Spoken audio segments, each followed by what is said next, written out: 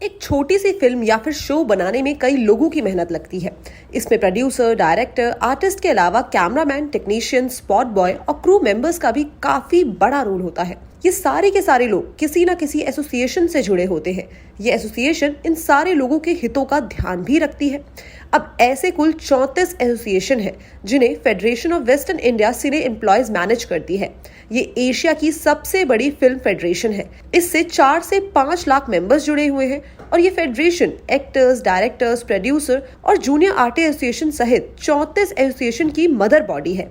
अब कोविड के time federation के कहने पर सलमान खान ने 14 करोड़ रुपए से ज्यादा की मदद की थी, तो वहीं अमिताभ बच्चन ने लाखों कूपन बांटे थे और एक कूपन की वैल्यू करीबन 1500 रुपए थी।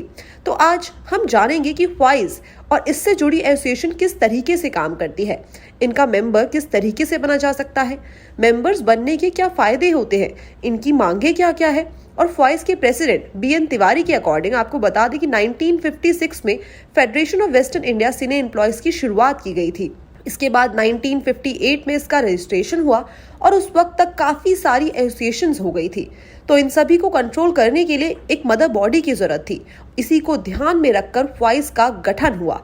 आज इसके अंदर करीबन 34 एसोसिएशन है और कुल मिलाकर 4 से 5 लाख मेंबर्स इस फेडरेशन से जुड़े हुए हैं। और आज की डेट में फिल्म इंडस्ट्री में काम कर रहे 90% लोग इन 34 एसोसिएशन के साथ जुड़े हुए हैं।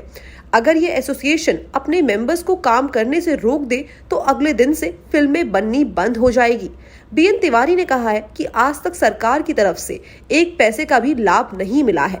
उन्होंने कहा है कि मैंने कोविड के टाइम पे महाराष्ट्र के तत्कालीन मुख्यमंत्री उद्धव ठाकरे को लेटर लिखा था, लेकिन वहां से कोई भी रिस्पॉन्स नहीं मिला।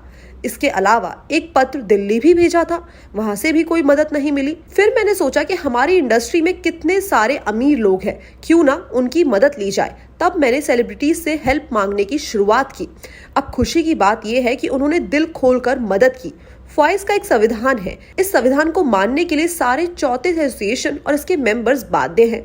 अगर कोई एसोसिएशन ख्वाइस के खिलाफ जाती है तो उसके खिलाफ कार्रवाई की जाती है। इसके अलावा अगर कोई मेंबर अपने एसोसिएशन के खिलाफ किसी कार्य में लिप्त पाया जाए तो ख्वाइस उसे नॉन मेंबर घोषित कर सकती है। ख्वाइस की कार्रवाई के चलते इनके डायरेक्टर को पैसे लौटाने पड़े। BN तिवारी ने बताया है कि 8 साल पहले फिरोज की एक फिल्म रिलीज हुई थी। फिल्म के बाद उन्होंने डायरेक्टर अनीस बज़मी सहित कई टेक्निकल और क्रू मेंबर्स को उनकी फीस नहीं दी।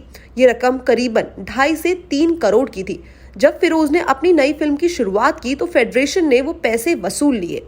BN तिवारी ने कहा है कि फिरोज नडियाडवाला की फिल्म वेलकम टू जंगल की फिल्मिंग से पहले हमने इसमें काम करने वाले सभी आर्टिस्ट और टेक्नीशियंस को एक लेटर लिखा था। हमने लिखा था कि आप तब तक फिरोज के साथ काम नहीं करेंगे कि जब तक वो आपका पुराना हिसाब नहीं चुकता कर दे। वेलकम टू जंगल के लिए जो प्रोडक्शन कंपनी फिरोज को सपोर्ट कर रही थी उसने भी कहा कि पहले फेडरेशन से NOC लेकर आए। आखिरकार फिरोज नडियाडवाला को वो पैसे देने पड़े। इसके बाद हमने मेंबर्स को शूटिंग की इजाजत दी। अब BN तिवारी ने उन लोगों से नाराजगी जताई है जो कि इंडस्ट्री में होकर भी इंडस्ट्री के लिए काम नहीं करते। BN तिवारी ने कहा है कि कई एक्टर्स विधायक और सांसद बन जाते हैं, लेकिन कभी हमारे एसोसिएशन की भलाई के लिए काम नहीं करते। वो भूल जाते हैं कि आज वो जिस भी स्टेट पर है उसके पीछे कहीं ना कहीं एसोसिएशन का काफी बड़ा रोल प्ले है। इसके बाद अगली वीडियो में हम जानेंगे कि इसका मेंबर किस तरीके से बना जाता है और ये एसोसिएशन किस तरीके से काम करती है और साथ ही साथ इसके मेंबर्स बनने के क्या क्या फायदे होते हैं।